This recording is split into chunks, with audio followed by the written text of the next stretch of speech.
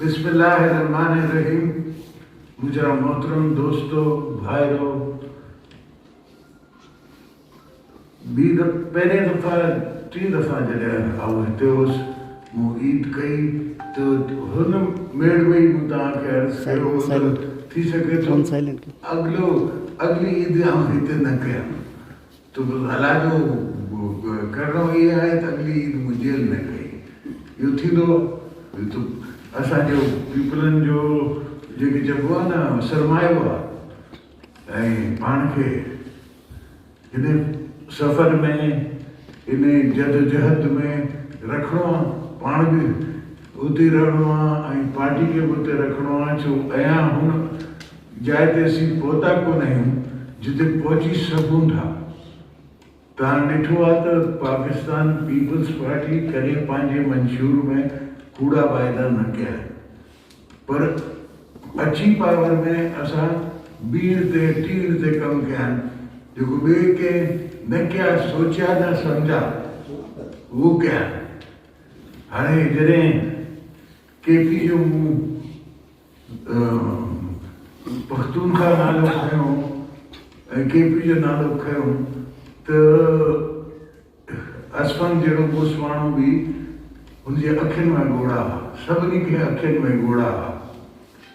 त हर शइ उहा कईसीं जंहिंमें जिते किथे को सूर हो उन ते मलम रखियोसीं, जो बलोचिस्तान जो इशू हो उते बि मलम रखियोसीं। हर जिते किथे असां कोशिशि इहा कई त मलम रखूं ऐं पाकिस्तान खे अॻिते वधायूं। पर इहो ज़िंदगी जो सफ़र आहे, हिन में इहो थींदो रहंदो आहे, अप्स एंड डाउन ईंदी रहंदियूं आहिनि।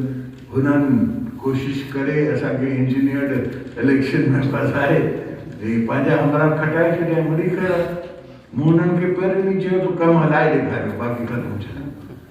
हाणे अची दंग थिया आहिनि हालत, तव्हां पाण गुरबत जी ॾिसो, जेतिरी गुरबत आहे पाकिस्तान में, जेको माण्हुनि सां हालत आहे, जेको ग़रीबनि सां हालत आहे, त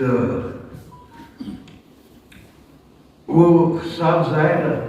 जेके चवंदा आहिनि त फ़र्क़ु साफ़ ज़ाहिर है, त उहो असांजे दौर में छा अघु हो, असांजे दौर में छा रेट आहे, असांजे दौर में छा असां कयो ऐं छा हुननि कयो, फ़र्क़ु साफ़ ज़ाहिर आहे। असांखे ॿुधाइण जी या डंको मारण जी ज़रूरत ई न आहे। हाणे मक़सदु इहो आहे त अॻिते ॿियो बाक़ी ख़तमु छॾियो। हाणे अची दंग थिया आहिनि हालत, तव्हां पाण गुरबत जी ॾिसो, जेतिरी गुरबत आहे पाकिस्तान में, जेको माण्हुनि सां हालत आहे, जेको ग़रीबनि सां हालत आहे, त उहो साफ़ ज़ाहिर आहे। जेके चवंदा आहिनि त फ़र्क़ु साफ़ ज़ाहिर है, त उहो असांजे दौर में छा अघु हो, असांजे दौर में छा रेट आहे, असांजे दौर में छा असां कयो ऐं छा हुननि कयो, फ़र्क़ु साफ़ ज़ाहिर आहे।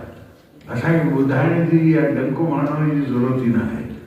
हाणे मक़सदु इहो आहे त अॻिते ॿियो मसइलो कीअं टेस्ट कजे, हाणे अॻिते कीअं वधिजे, अॻिते कीअं मुल्क खे हलाइजे, त इंशाअल्लाह हुन ते लॻा पिया आहियूं, उहो बि कंदासीं।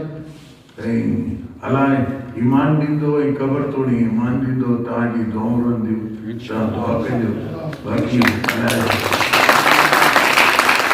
पर इहो ज़िंदगी जो सफ़र आहे, हिन में इहो थींदो रहंदो आहे, अप्स एंड डाउन ईंदी रहंदियूं आहिनि।